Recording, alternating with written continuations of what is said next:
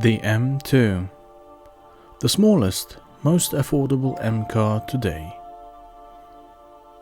But don't think for a second it's less worthy because of it. If anything, it is the one member of the family that comes closest to the legends of the past. And that's not only because of its classic BMW coupe looks.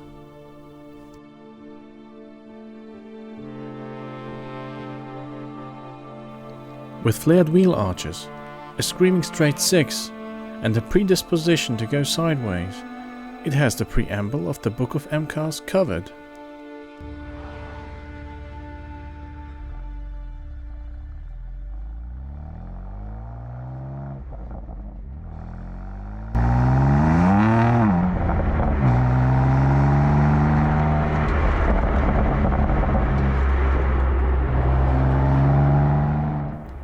Okay, maybe not the Screaming Straight 6 part. We haven't actually heard a Screaming Straight 6 since 2008 when the E85 Z4M went out of production. Today, all BMW engines are turbocharged, and the M2 Competitions is no exception. When I say the M2 Competitions, what I mean is the M3s and M4s. As you all know, with the competition update, it received the S55 that was introduced alongside the M2's bigger siblings. Under the bonnet, we find an engine cover and the signature carbon fiber strut brace. It doesn't need to be carbon fiber to do its work, but it's a nice touch and it looks very cool. Make sure to break out your best adenoid voice when you tell your friends about it.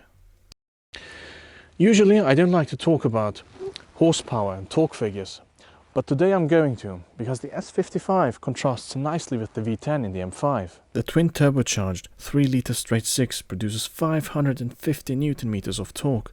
That's 30 more than the 5-litre V10 does. And not only is there more torque, at 2300 RPM it arrives considerably earlier and sticks around for longer, until 5200, while the V10's peak torque does not show up before 6100 RPM. Power delivery is unsurprisingly similar. It gets there at 5200 RPM and plateaus towards 7200, while the V10 will not bring its 507 horses to the party until a bit later at 7750 RPM. This makes a difference in how you drive the cars. The M5, although heavy, is like a sprinter eagerly awaiting the whistle at the start line, and then setting off with a maniacal howl, and the climbing revs getting accompanied by a glorious V10 fanfare. You can't help but be mesmerized by the song of sirens, so you keep revving and revving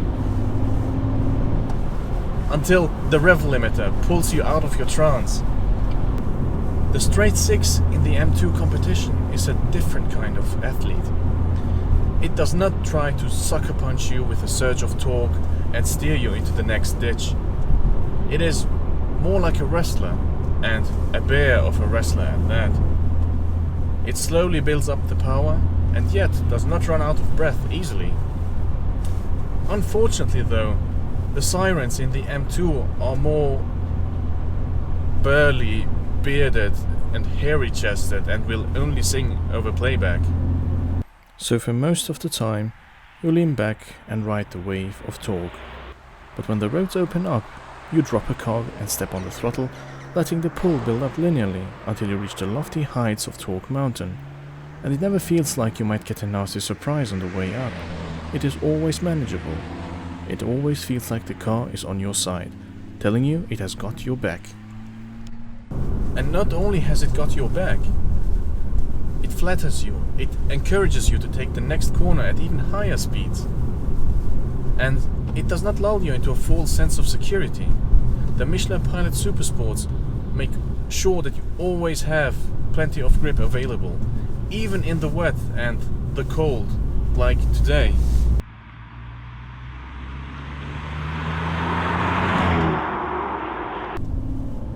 The suspension is stiff, maybe even harsh, but it passes data raw and unfiltered directly to your bum-ometer. And the seats make sure that it stays docked at all times. The only component in this ensemble falling a little short is the steering.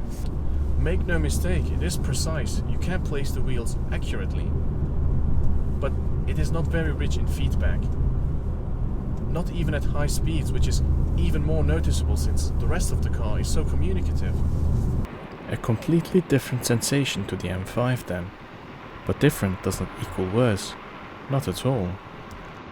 You see, driving a car that is almost as wide as it is short is absurdly fun, especially if it handles like this.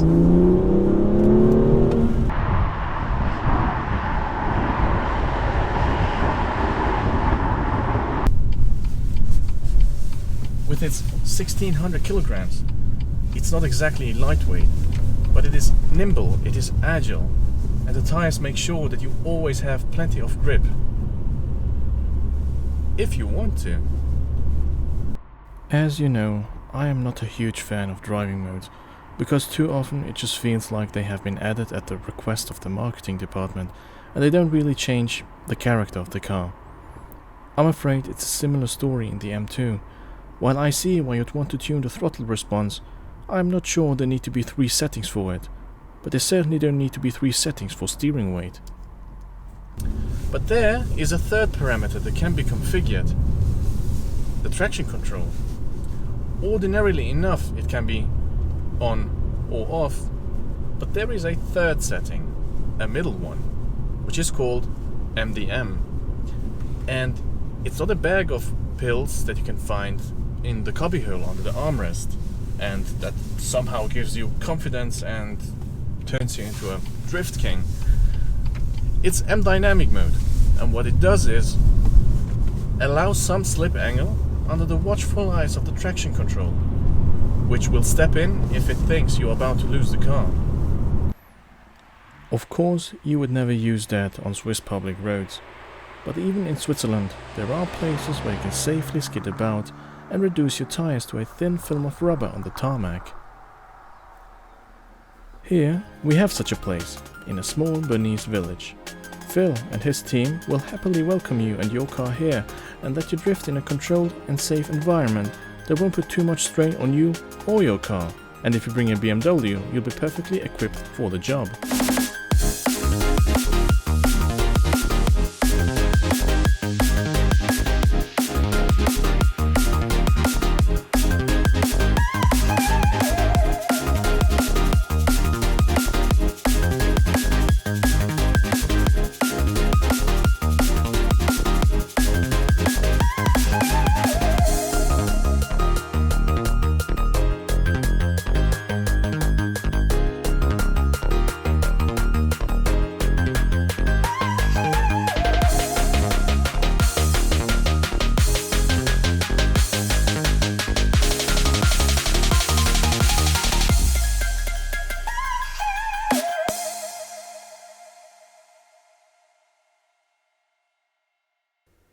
The cosmetic changes that came with the M2 competition helped make the car visually sharper, starting with the narrower fangs in the front bumper, the traditional door mirrors and the black chrome exhaust tips. This color is another distinguishing feature, Hockenheim Silver Metallic, which on a rainy day looks a little drab, but in a better light is superb and to this day is exclusive to the M2.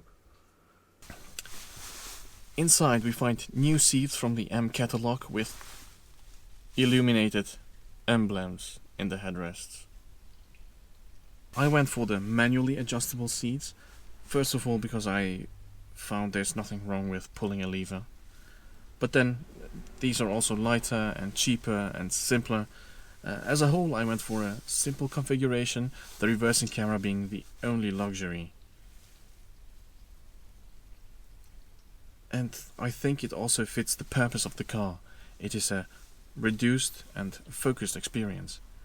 Now, I'm not going to bang on about materials and quality of those materials, unless it's violently hideous, which I think it isn't. But one thing is this steering wheel. What is this? Is this leather? Because the steering wheel, or the leather on the steering wheel of my 130i was much nicer. And it was perforated. In the M5 review I said I rarely use its iDrive system because it's old and sluggish and doesn't have any features that are of interest to me anyway. Well, this one is much more modern and has much more features, and yet every passenger I've had in the car has probably played with it more than I have. But this also means there's still plenty of buttons for the most important functions, which is a great thing.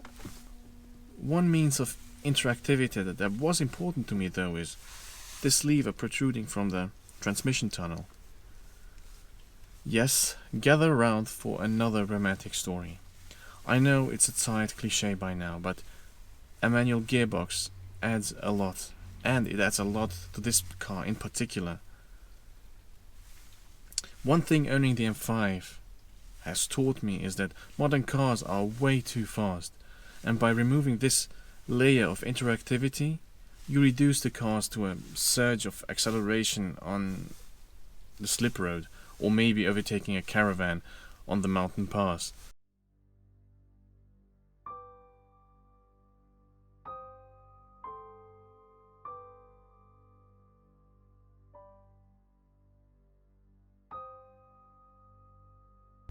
Adding a manual gearbox makes even short drives more enjoyable, and that is certainly true for the M2. The gear shift is enjoyable, and thanks to the torque you can vary how much energy you want to put into changing gears. My wife's Touran with its dual clutch gearbox would be much easier to drive around, but every time there is a chance I take the M2, and I think that is the essence of a driver's car. You want to drive it everywhere, all the time. This makes the M2 my first driving Distilled car, and I hope it won't be BMW's last.